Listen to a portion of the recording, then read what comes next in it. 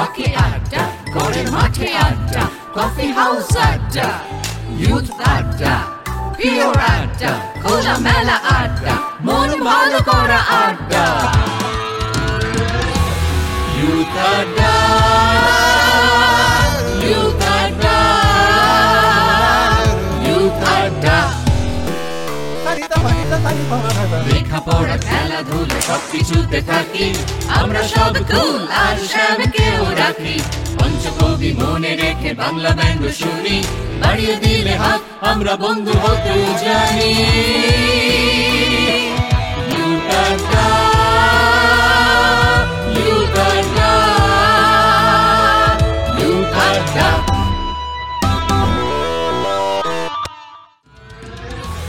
Youth আড্ডা, youth আড্ডা। নমস্কার, দুই হুজুরের গপ্পে স্বাগত। আজ আমাদের সঙ্গে রয়েছে এমন একজন শিল্পী, তিনি কবি, সাহিত্যিক, অনুবাদক, আবার তার একটা শিল্পী মন রয়েছে, শিল্পী জগৎ রয়েছে। আত্রেয়ী চক্রবর্তী আমার সঙ্গে রয়েছে। আত্রেয়ী, স্বাগত স্টুডিওতে। নমস্কার। এতগুলো তো কথা বললাম, কারণ আছে বলেই বলছি, এতগুলো দিককে আমরা ছোঁয়ার চেষ্টা করব। কিন্তু প্রথমেই তোমার থেকে একটুখানি ফিরে যাই তোমার ছোটবেলার দিনগুলো। ছোটবেলা বলতে আমরা একেবারে হচ্ছে বসিরহাটের লোক। বসিরহাটের ফতুল্লাপুর গ্রাম, ইছামতির ধারে বেড়ে ওঠা। আমার যদিও জন্মগতভাবে ওখানে বেড়ে ওঠা নয়, আমি বাবার যেহেতু চাকরির সূত্রে বাবা থাকতেন হাওড়ায়, আমার বেড়ে ওঠা স্কুল একেবারেই হাওড়ার বাউরিয়ায়। এবং সেখানে আমি ইছামতি না পেলেও পেয়েছি গঙ্গা, জাহাজের ভোঁ, সাইরেন। তো তারপরে পড়াশোনার সূত্রে কলকাতায় আসা, এই। এবং ছোটবেলার দেশের বাড়িতে মানে এখনো যাওয়া হয়? হ্যাঁ, ভীষণভাবেই যাওয়া হয়। আচ্ছা, সেই পরিবেশ, তারপরে হাওড়ায় বেড়ে ওঠা, ছোটবেলা থেকে এই সঙ্গীত চর্চা, নৃত্যের তালিম নেওয়া, এর সঙ্গে সঙ্গে পড়াশোনা, সাহিত্য পড়া, এই সবগুলো কিভাবে চলেছে? মানে পারিবারিক এই জায়গাটা কেমন ছিল বেড়ে ওঠাটা? আসলে আমাদের বাড়িতে পড়াশোনা বা গানের একটা সাংঘাতিক চর্চা বরাবর আছে। আমি আলাদা করে যে কখনো গান শিখবো বা পড়াশোনা করব, একটা বই নিয়ে বসতে হবে, সাহিত্য চর্চা করতে হবে, এটা আমি কখনো ভাবিনি। কারণ আমি জানি এটাই খুব স্বাভাবিক, এটাই করে সবাই। হ্যাঁ, কারণ আমাদের বাড়িতে সবাইকে সবসময় দেখেছি রবীন্দ্রনাথের গান গাইছেন, কিংবা অতুল প্রসাদ। আমার দাদুকে দেখতাম, উনি গহরজানের গান শুনতেন রেকর্ডারে। আমার পিসিমণিরা ভীষণ ভালো গান করেন, আমার দিদি, আমার মা। তো গানের একটা তো চর্চা ভীষণভাবে আছে। আমার বড় মাসি ভীষণ ভালো একজন শাস্ত্রীয় সঙ্গীত শিল্পী। তো এটা দেখে আমি বড় হয়েছি। আমার বাবা অসম্ভব ভালো গান গাইতেন। আর কবিতা যদি বলি, তাহলে মায়ের একটা ডায়েরি আমি পেয়েছিলাম, মা সেখানে লিখতেন। মায়ের একটা নিজস্ব চর্চা ছিল। ছোটবেলা থেকে আমি একেবারেই আবৃত্তির দিকে কখনোই যাইনি, কিন্তু মা আমাকে হাতে ধরে শিখিয়েছেন। আর পড়াশোনার যদি বিষয়টা আসে, আমাদের বাড়িতে সবাই দেখি কিছু না কিছু একটা বই পড়ছে। একটা মজার ঘটনা, আমাদের বাড়িতে এসে একজন বলেছিলেন, আপনাদের বাড়ির জলের গ্লাসটাও দেখি বই দিয়ে ঢাকা দেওয়া। তো বই বিষয়টা না আমাদের বাড়িতে সবসময় আমাদের মধ্যে ঘুরে বেড়াতো, আলাদা করে সঙ্গে নিয়ে। মানে খেতে বসছি, এখন তো লোকে খেতে বসে টিভি দেখে, মোবাইল দেখে, আমরা খেতে বসে বই পড়তাম বা কথোপকথনের মধ্যে আছি, সেটাও একটা প্রচন্ড এই বিষয় কথা হচ্ছে। সেখান থেকে উঠে আসছে নতুন ভাবনা, নতুন লেখালেখি, বা কোনো পুরনো লেখার তার কোনো তাত্ত্বিক আলোচনা, বা এরকম চলতো। হ্যাঁ, একেবারেই। আর তারপরে যখন স্কুল পাশ করে কলেজে যাওয়া, কলেজ বিশ্ববিদ্যালয়, সেই সময় কি বিষয় নিয়ে পড়াশোনা? আমার পড়াশোনা হচ্ছে ইংরাজি সাহিত্য নিয়ে। আচ্ছা, ইংরাজি সাহিত্য নিয়ে পড়াশোনা, তারপরে আবার বাংলায় লেখালেখি করা। হ্যাঁ, এই বিষয়টা বেশ সুন্দর। মানে একদিকে ভালো, কারণ তারপর আবার অনুবাদকের কাজ করা, সেই সমস্ত গল্পে আসবো। কিন্তু এই পড়াশোনা চলতে চলতেই কি নিজের লেখালেখি শুরু?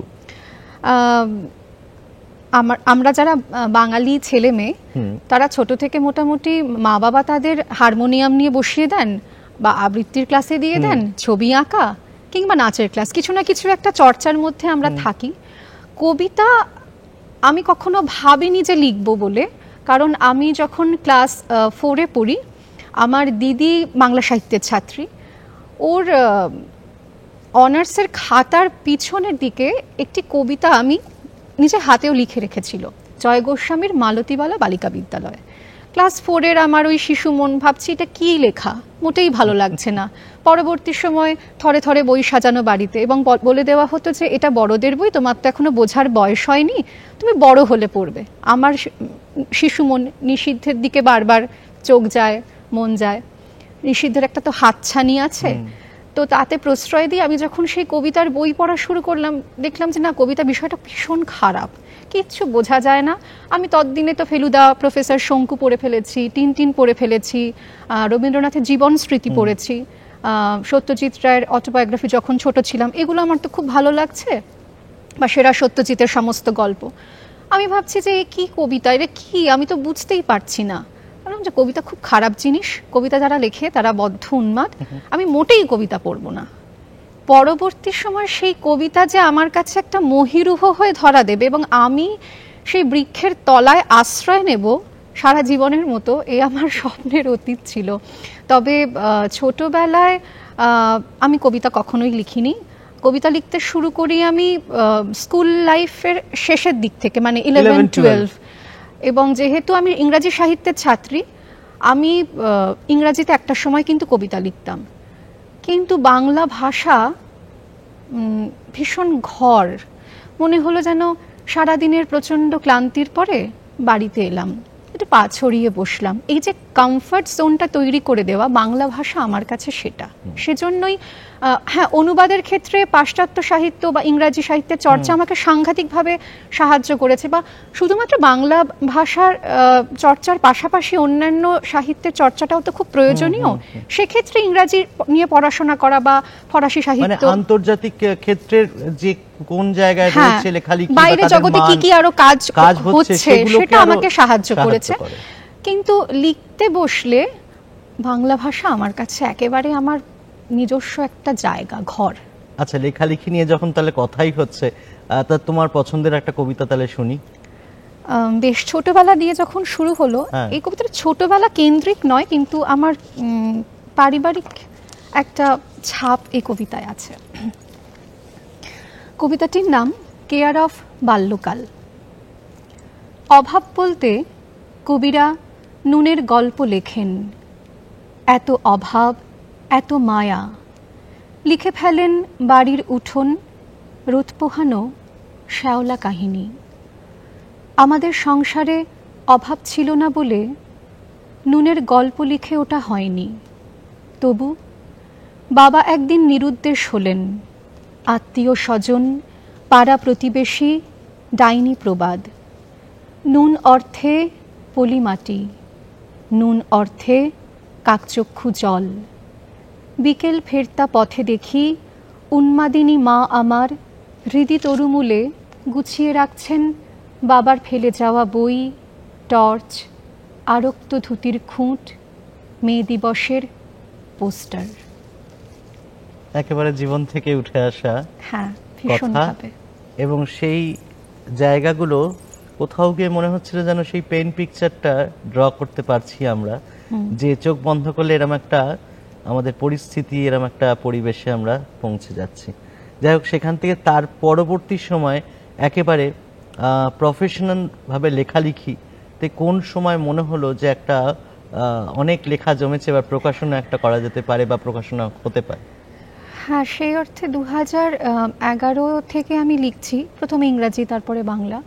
আমার এখনো অবধি একটি বই আছে, আফজালকে লেখা চিঠি, কবিতার বই। সেটা প্রকাশ পায় 2021 সালের ডিসেম্বর মাসে। আচ্ছা।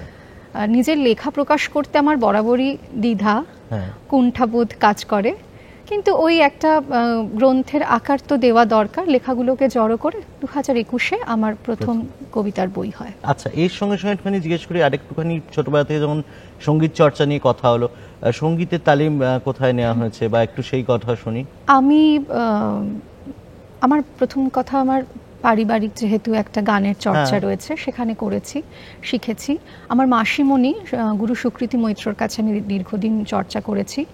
এছাড়া শিপ্রা বসুর কাছে মাসিমণি নিয়ে যেতেন তালিমের জন্য, এই আর কি। তারপরে দক্ষিণীর কিছুটা ভাগ। বাহ, এইভাবে শেখা। তাহলে যখন আমরা কথায় কথায় আমাদের আড্ডা জমেছে, তাহলে একটুখানি বরঞ্চ সুরে সুরেও আড্ডা জমুক। আচ্ছা, আমি একটুখানি হ্যাঁ। রবীন্দ্রনাথের একটি গানের একটুখানি গাইছি।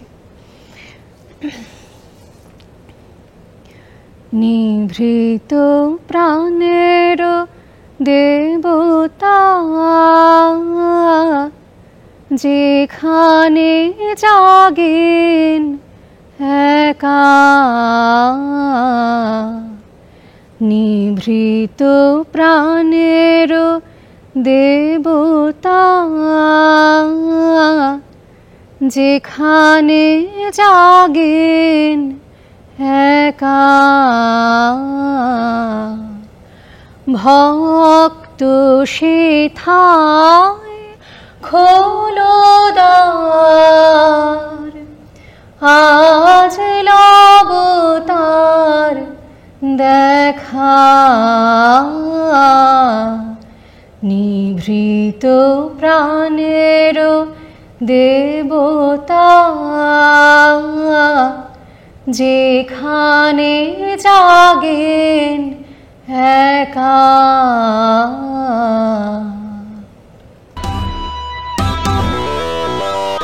এই গান শুনতে শুনতে কোথাও একটা অন্যরকম আবহই যেন তৈরি হয়ে গেছে। হ্যাঁ, রবীন্দ্রনাথ তো তাই। রবীন্দ্র দর্শন কিভাবে তোমার জীবনে প্রভাব ফেলে? আমি ছোটবেলায় ভাবতাম রবীন্দ্রনাথ ঠাকুর আমাদের বাড়ির কোনো একজন সদস্য, যার সঙ্গে আমার কখনো মুখোমুখি দেখা হয় না, সম্ভবত উনি বাড়ির এদিক সেদিক ঘুরে বেড়ান। মামার বাড়িতে আমার মামার বাড়িতে একটা বিশাল বড় রবীন্দ্রনাথ ঠাকুরের পোর্ট্রেট ছিল। বাবার কালেকশনে দেখেছি একটি ছবি, সাদা কালো, রবীন্দ্রনাথ একটা বিশাল একটা দীর্ঘ ওই জব্বা পরে দাঁড়িয়ে আছেন একটি শ্বেত পাথরের টেবিলের সামনে। আমাদের বাড়িতে দুটি জিনিস খুব পালন করা হতো, এক হচ্ছে রবীন্দ্র নজরুল সন্ধ্যা, আর একটা হচ্ছে 22শে শ্রাবণের দিনটা। তো আমার মনে আছে মা আমাকে শেখাচ্ছেন, আমার দিদিরা আর কি রবীন্দ্রনাথের গান গাইবে, আমি প্রভাতী কবিতাটা বলবো নজরুলের জন্য। তো মা শেখাচ্ছেন যে বলো বিদ্রোহী কবি কাজী নজরুল ইসলামের লেখা কবিতা প্রভাতী। আমি কিছুতেই বলবো না, আমি বারবার বলছি না না, কাজী নজরুল ইসলাম এবং রবীন্দ্রনাথ ঠাকুরের লেখা প্রভাতী। মানে এখন যদি এত তো যৌথভাবে গদ্য, উপন্যাস, কবিতা কত বই লেখা হয়, তাহলে এরা কেন দুজন একসঙ্গে লিখবেন না? তো এবং আমার কাছে অদ্ভুত একটা বিষয় ছিল, আমার একটা এসকেপ রুট ছিল সহজ পাঠ। নদীর ঘাটের কাছে নৌকা বাঁধা আছে, কিংবা চলো ভাই নীলু ওই দিকে তালবন, তারপরে তিলক্ষেত, তারপরে তিসিক্ষেত। এই যে তিসিক্ষেত কেমন দেখতে হয় আমি জানি না, কিন্তু আমি মনে মনে কল্পনা করে নিচ্ছি, এবং আমি ভাবতাম এই নীলু বলে যে ছেলেটি, সে আমার বন্ধু। পরবর্তী সময় একটি পেইন্টিং আমি দেখি রবীন্দ্রনাথ ঠাকুরের, সম্ভবত 1935 সালে আঁকা, 5ই জুন, আমার ডেটটা যদি ভুল না করে থাকি, একটা গাছের ছবি। রবীন্দ্রনাথের পেইন্টিং ভালো করে লক্ষ্য করলে দেখা যাবে এই যে একটা ঝাপসা টোন বা শেড, সেটা উনি অদ্ভুতভাবে ছবিতে প্রয়োগ করতেন, একটা আবছায়া, একটা ভীষণভাবে একটা পরাবাস্তবতার ছোঁয়া। আমার মনে হলো ওই কালো ঝাপসা একা দাঁড়িয়ে থাকা গাছটা হচ্ছে নীলু। তারপরে আমি বড় হতে হতে বুঝলাম যে আচ্ছা রবীন্দ্রনাথ ঠাকুর ইনি এবং ইত্যাদি। কিন্তু রবীন্দ্রনাথকে আলাদা করে ওই লৌহ প্রণামের মতো আমাকে কিছু করতে হয় না, বা আমি ভাবতে চাইও না, ভাবতে পারি না এবং ভাবতে চাই না। রবীন্দ্রনাথ আমার নিত্যদিনের চলাফেরার সঙ্গী। আমার মনে হলো যে এই রাস্তা পেরোচ্ছি, একটি অচেনা যুবক আমার পাশে এসে দাঁড়ালো, সে রাস্তা পেরিয়ে গেল, সে হয়তো কোনো একটি রাজনৈতিক মঞ্চে উঠে একেবারে তার বক্তব্য পেশ করছেন। মনে হলো সে কি রবীন্দ্রনাথ? মনে হলো এই যে একটা ফিঙে পাখি উড়ে গেল, এই যে এত অপরূপ সুন্দর একটা বিকেল, এটাও কি রবীন্দ্রনাথ নয়? রবীন্দ্রনাথ আমার কাছে এইভাবে ধরা দেয়, জীবনের সব মুহূর্তেই ভীষণ ভীষণ। আচ্ছা, রবীন্দ্রনাথ থেকে একটুখানি আবার তোমার লেখায় ফিরি। আফজালকে লেখা চিঠি, সেই বইয়ের যখন আমরা শুনলাম 2021 ডিসেম্বরে তার প্রকাশ, সেখান থেকে আরো একটি কবিতা শুনি। হ্যাঁ,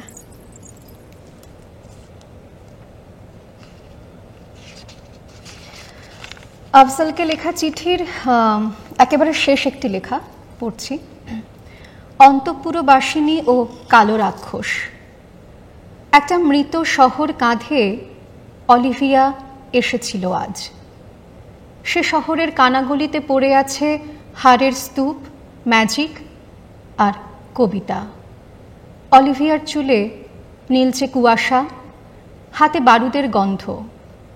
এমন সময় ভ্যাপসা রঙের শীতকাল নেমে আসে, সূর্য ডুবে যায় সিঞ্জনদের টালির চালে। এসবের সাক্ষী হয়ে শিকারী বিড়ালের মতো আমি দিব্যি বসে আছি প্রেমিক ধরব বলে। সমাজ যতই ওয়াক্থু করুক, প্রেমিক ধরে খাওয়ার আনন্দই আলাদা। বাথটাবে পুষে রাখা লাল নীল মাছ, এই তো শেষ খাওয়া। এরপর যুদ্ধ হবে, দানবে দানবে, মানুষে মানুষে, দেবতা দেবতায়। আমার শিরাবে গড়িয়ে যাওয়া ঠান্ডা স্রোত ডেকে আনছে অকাল শ্রাবণ।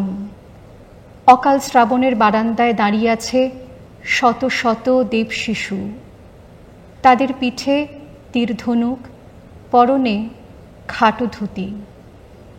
বারান্দা থেকে লালগড়ের রাস্তা কত দূর, খাতা নিয়ে যেই মাইল ছটাকের হিসেব কষতে বসেছি, অলিভিয়া এসে হ্যাঁচকা টানে দাঁড় করিয়েছে ট্রাম লাইনের সোঁদা গন্ধে। মুখ তুলে দেখি কিছু মাকড়সা বিরোহিণী কান্তার মতো নিশ্চুপে পাড়ি দিয়েছে বর্ষাভিসারের পথে। খুব সুন্দর। এবং এতগুলো মানে শুনতে শুনতে একটা লাইন শুনতে শুনতে হয়তো মনটা সত্যি সেই লালগড়ের সেখানে পৌঁছে গেছিল। আবার সেখান থেকে আবার ফিরে আসা, ফিরে এসে আবার সেই চিত্রায়িত করা যে সেই প্রতিবাদ, সেই জায়গাটা। এবং সত্যি জীবনের যে এতগুলো শেড আছে, কোথাও গিয়ে কবিতার পড়তে পড়তে সেই শেডগুলোও আমরা কোথাও গিয়ে বুঝতে পারি, যেটা হয়তো ভালো লাগাগুলোকে এক জায়গায় করে। আচ্ছা, এর সঙ্গে ভালো লাগার প্রসঙ্গে আসি। সঙ্গীত চর্চা, সাহিত্য, এগুলো তো একদম সঙ্গে নিয়েই বেড়ে ওঠা। নৃত্যের তালিমও নেওয়া হয় এবং পারফর্মও করা হয়, সেই গল্পটা আমি খুব ছোট বেলা থেকেই একেবারে নাচ করি। আমার বাড়িতে কেউ কখনো নাচের মধ্যে কখনোই ছিলেন না, সবাই গান করেন। আমি সেখানে একটু ব্যতিক্রমী। আমার প্রথম স্টেজ পারফরমেন্স যখন আমি ক্লাস 3 থেকে ক্লাস 4-এ উঠছি, এবং বাচ্চারা সবসময় আমরা সবাই রাজা হারে রে রে সব গানে পারফর্ম করে। আমার প্রথম পারফরমেন্স হচ্ছে আনন্দধারা বহিছে ভুবনে, এই গানটায়। আচ্ছা। তারপরে বুঝলাম যে আমি নাচ ছাড়া থাকতে পারবো না, এবং যা হয় রবীন্দ্রনৃত্যে তালিম নেওয়া ইত্যাদি ইত্যাদি। পরবর্তী সময় আমি তালিম নিই, এখনও তার চর্চা চলছে। কেলুচরণ মহাপাত্রের শিষ্য উনি গুরু অর্ণব বন্দ্যোপাধ্যায়, তো তার কাছে আমার ওড়িশি শিক্ষা। আচ্ছা, এখনো তাহলে পারফর্ম করা হয়? হ্যাঁ হ্যাঁ, এখনো হয়। এই প্রজন্মের কবি যদি বলি, কাদের কবিতা বেশি ভালো লাগে? মানে আমি জানি এটা হয়তো বলাটা খুব কঠিন, মানে আমি কাদের বলতে ওই জন্য কাদের বললাম, মানে অনেকগুলো নাম যেগুলোর যাদের কবিতা পড়তে ভালো লাগে বা যারা ইনফ্লুয়েন্স করে। আমি আলাদা করে মেয়ে মহিলা কবি বা পুরুষ কবি ভাবি না, কবিতার কোনো জেন্ডার হয় না। সেক্ষেত্রে এই প্রজন্ম বলবো না, কিন্তু একেবারে যদি প্রথম দিক থেকে ধরি তাহলে আমি স্বর্ণকুমারী দেবীর কবিতা পছন্দ করি, ওদিকে কানহোপা।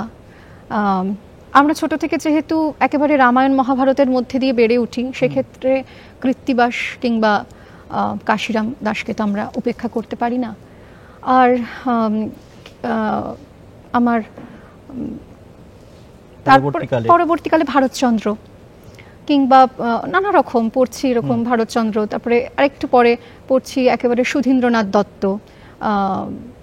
তারপরে এদিকে গীতা চট্টোপাধ্যায়, দেবারতী মিত্র। মেয়েদের কবিতা যদি আলাদা করে বলতে হয় উল্লেখযোগ্যভাবে পরবর্তী সময় পড়ছি সংযুক্তা বন্দ্যোপাধ্যায়, সুতপা সেনগুপ্ত, চৈতালি চট্টোপাধ্যায়, মল্লিকা সেনগুপ্ত, যশোধরাদি, মন্দাক্রান্তা দি আছেন। আর ওদিকে শক্তি, সুনীল, শঙ্খবাবু, সবার হ্যাঁ কবি ভালো কবিতা আমাকে ইনফ্লুয়েন্স করে। হ্যাঁ, মানে সেটাই বল। কিন্তু এই যে ভালো কবিতা পড়া বা নিজের লেখা, এই সবগুলোর মধ্যে কিভাবে এই যে সমাজ চেতনা, এই যে একটা অদ্ভুত পরিস্থিতি, কোথাও গিয়ে এই যে নারীদের উপর অত্যাচার হচ্ছে বা বিভিন্ন যে ঘটনা, আমরা যে ঘটনা প্রবাহের মধ্যে দিয়ে এখন যাচ্ছে, একটা অস্থির প্রবাহ, সেইগুলো কিভাবে তখন এক জায়গায় আসে না? প্রথমেই কি একটুখানি কি নোট হিসেবে লিখে রাখা, না যখন লিখতে বসা হয় একদম ধরে সেটা শেষ করা হয়? একজন কবি তখনই কবি হয়ে ওঠেন যখন তিনি সমকালকে লিখে রাখেন এবং সেই লেখাটা, তার সেই সমকালের লেখাটা চিরকালের হয়ে যায়। অর্থাৎ সিলভিয়া প্লাথ যে কবিতা তখন দাঁড়িয়ে লিখেছিলেন সে কবিতা আমার কাছে এখনও প্রাসঙ্গিক। দেবারতী মিত্র যে কবিতা তখন দাঁড়িয়ে লিখেছিলেন সেই কবিতা আমার পরের প্রজন্মও পড়বে। সেখানে একজন কবির কবিত্বের পরিচয়। সমকালকে অস্বীকার করে তো কোনো শিল্প সাহিত্য কিচ্ছু হয় না। আর না, কি নোট হিসাবে আমি লিখে রাখতে পারি না, বরং যখন প্রচন্ড অস্থিরতার মধ্যে দিয়ে আমরা যাই আমি বরং কিছু লিখতেই পারি না। মানে সেটা আমাকে, এই যে চারপাশের এত একটা অসহনীয় পরিস্থিতি আমাকে এতটাই হতভম্ব করে দেয়, তখন কি লিখবো বুঝতে পারি না। তারপরে তখন তো খুব অশান্ত হয়ে ওঠে ভেতরটা। হ্যাঁ, পরবর্তী সময় যখন আস্তে আস্তে নিজেকে কিছুটা গুছিয়ে নিই তখন লিখতে শুরু করি। এবং হ্যাঁ, সমকালকে বাদ দিয়ে চারপাশে যা ঘটছে তা অস্বীকার করে কোনো কবিতা, কোনো গান, কোনো পারফরমেন্স, ছবি আঁকা, সিনেমা কিচ্ছু হতে পারে না। সমকালকে স্বীকৃতি দিতেই হবে। ঠিক তাই। এবং এই যে 2021 সালের ডিসেম্বর মাস পেরিয়ে যাওয়া, তারপর তো অনেকটা সময় আমরা আবার মানে ব্যবধান পেয়েছি। এই যে বই, তার প্রকাশনা সেটা যদি বই মেলায় হয়, এবং বই মেলা বললেই আমার সব থেকে আগে যেটা মনে পড়ে লিটল ম্যাগাজিনের স্টল। এই দুটো কিভাবে দেখো? বই প্রকাশের তো একটা উন্মাদনা থাকে, বন্ধুদের বই প্রকাশ হলে আমরা দৌড়ে দৌড়ে যাই, বই কিনি। বইমেলা তো আমাদের সবার জীবনে একটা ভীষণভাবে গুরুত্বপূর্ণ একটা ভূমিকা কাজ করে। আর লিটল ম্যাগাজিনকে অস্বীকার করে কোনো কবিতা হতে পারে না। আমি যেহেতু কবিতা লিখি বা কোনো গদ্য বা প্রবন্ধ, হ্যাঁ, যা কিছু, মানে লিটল ম্যাগাজিনকে আমি মনে করি, তারা বলে যে তারা প্রতিষ্ঠান বিরোধী, ঠিক, এবং আমি মনে করি যে প্রতিষ্ঠানকে আমি খারাপ বলছি না, কিন্তু লিটল ম্যাগাজিনকে আমি ব্যক্তিগতভাবে মনে করি যে ভালো লেখা এবং মেধা চর্চার আঁতুর ঘর, ঠিক, যাকে অস্বীকার করা মানে এক প্রকারের মূর্খামি। মানে সেইটা না থাকলে হ্যাঁ, তারপরে একটা প্রতিষ্ঠানের ভিত তৈরি হওয়াটা, প্রতিষ্ঠানকে যে সবসময় আঁকড়ে ধরতে হবে তা কিন্তু একেবারেই না। নয়। অনেকে আছে লিটল ম্যাগাজিনে লিখে তারা এতটাই জনপ্রিয়, তাদের হয়তো এরকম আছে যে তারপরে অনেকগুলো ম্যাগাজিনে তারা লেখে, তাদের হয়তো সেই অর্থে প্রকাশনা সেই জায়গাটায় আসারই সময় নেই, কিন্তু তারা লিটল ম্যাগাজিনের ওই স্টলে বসেই কতটা স্বাচ্ছন্দ্য। মানে আমি কবি মৃদুল দাশগুপ্তকে দেখেছি এই 2025-এর বই মেলায়, যে উনি এরকম লিটল ম্যাগাজিন একটা টেবিলে বসে আছেন, সবার সঙ্গে ইন্টারঅ্যাক্ট করছেন, এবং তরুণ কবিরা বা যারা ক্রেতা যাচ্ছে, পাঠক যাচ্ছে, তাদেরকে জিজ্ঞেস করছেন তারা কি নিয়ে পড়াশোনা করেন। মানে একজন কবি ততক্ষণ তরুণ, জীবনের শেষ বয়সের একেবারে শেষ দিন অবধি তরুণ, যতক্ষণ তিনি নিজেকে ভাঙছেন, যতক্ষণ তিনি নতুনকে অ্যাডপ্ট করতে পারছেন, গ্রহণ করতে পারছেন এবং নিজের লেখাকে অবিরাম ভেঙে চলেছেন, তিনি কোনো একটা জায়গায় আটকে যাননি। লিটল ম্যাগাজিন আমাকে সেই জায়গাটা দেয়, এবং আমি মনে করি যে একটা অসম্ভব মেধাচর্চার জায়গা। আর এরকম নয় যে আমাকে কোনো প্রতিষ্ঠানের মুখ হতে হবে বা সেখানে লেখা মানেই একমাত্র লেখকের বা কবির স্বীকৃতি পাওয়া। লিটল ম্যাগাজিনের বহুদিন উৎপল কুমার বসুকেই আমরা দেখেছি, তিনি একেবারে লিটল ম্যাগাজিনের মুখ। মৃদুল দা তো বটেই, এরকম তো ইনফ্যাক্ট সুনীল দ্বারা তো কৃত্তিবাস করতেন, যেটা একেবারেই লিটল ম্যাগাজিনকে অস্বীকার করে আর যাই হোক কবিতা চর্চা হতে পারে না। তাহলে আর আগামী দিনে আমরা তাহলে মানে এর পরের বই মেলাতে অন্তত আবারও কি একটা পাবলিকেশন পেতে পারি? বই করার ইচ্ছে আছে, কারণ বহু লেখা জড়ো হয়েছে, বাকিটা দেখা যাক, বাকিটা সময় বলবে। আমাদেরও আড্ডার সময় প্রায় আমরা শেষের দিকে চলে আসছি, কিন্তু যেতে যেতে বলবো যে আগামী দিনে মানে কি কি ধরনের কাজ করার ইচ্ছে আছে, মানে এই লেখালেখির সঙ্গে সঙ্গে আর কি কি নতুন মানে কি কি ধরনের কাজের পরিকল্পনা রয়েছে? কাজের পরিকল্পনা বলতে অনেকে আমাকে বলেন আমি হয়তো মেয়েদের নিয়ে একটু বায়াসড, একেবারেই তা নয়। দেখুন, মেয়েদের না বহুদিন লিখতে দেওয়া হয়নি। আপনি যদি একটা পুরুষ কবিদের তালিকা করেন আর যদি একটা মেয়েদের তালিকা করা যায় যে মহিলা কবিদের, সেখানে মহিলা কবিদের সংখ্যাটা অনেক কম, তাদের লিখতে দেওয়া হয়নি। বলা হয় যে মেয়েরা তো লিখতে পারে না, মেয়েদের কবিতায় ভীষণভাবে সংসার, সন্তান। কিভাবে পারবে? একজন মহিলা সে সারাদিন রান্না করে তার সন্তানকে স্কুলে পাঠিয়ে বাড়ির সকলের জন্য রান্না করার পরে একটু সময় পান, তিনি কিন্তু ভাবতে পারেন না যে একটা গোটা দিন আমি উত্তর কলকাতা চষে ঘুরবো, বেড়াবো এবং একটা দুর্দান্ত কবিতা লিখে ফেলবো। সমাজ আমাদের সেই জায়গাটা দেয় না। আমার লেখায় সবার কথা উঠে আসে, যেরকম আমি তার পাশাপাশি মেয়েদের কথা আরও বেশি করে বলতে চাই। কারণ একজন নারী হয়ে যদি আমি অন্য নারীদের কথা না বলতে পারলাম, তাহলে আর কি হলো। একদম, আগামীর জন্য অনেক অনেক শুভেচ্ছা রইল, যে মনোবাঞ্ছা পূরণ হোক এবং আমরাও পাই কবি আত্রেয়ীর কাছে নতুন একটা প্রকাশনা, এবং সেদিকে আমরা অপেক্ষায় থাকব। আর এই যে ভাবনা চিন্তা, কোথাও গিয়ে যে আরো বেশি করে নারীদেরকে নিয়ে আরো লেখা, বা কোথাও গিয়ে তাদেরকে নিয়ে ভাবনা চিন্তাগুলোর বহিঃপ্রকাশ ঘটুক, সেই রইল। আর জীবনের জন্য অনেক অনেক শুভেচ্ছা, শুভকামনা রইল। আমরা তাহলে এই নারীদের নিয়ে যখন কথা হচ্ছে, নারীদের নিয়ে লেখা কোনো কবিতা শুনতে শুনতেই আজকের মতো আমরা আমাদের এই দুই হুজুরের গপ্পে আড্ডা শেষ করব। বেশ, এই লেখাটি একেবারেই খুব সদ্য লেখা। কবিতাটার নামই হচ্ছে মেয়েদের কবিতা। সকালে উঠেই বাসি কাপড় খুলতে হয়, মেয়ের টিফিন বক্স, পাতে পাতে বেড়ে দেওয়া আড়াই শস্যের ডাল। শুদ্ধাচার না থাকলে জাগে পাপ, সন্দেহ, পেয়ালা উপচে পড়া সামান্য প্রহার।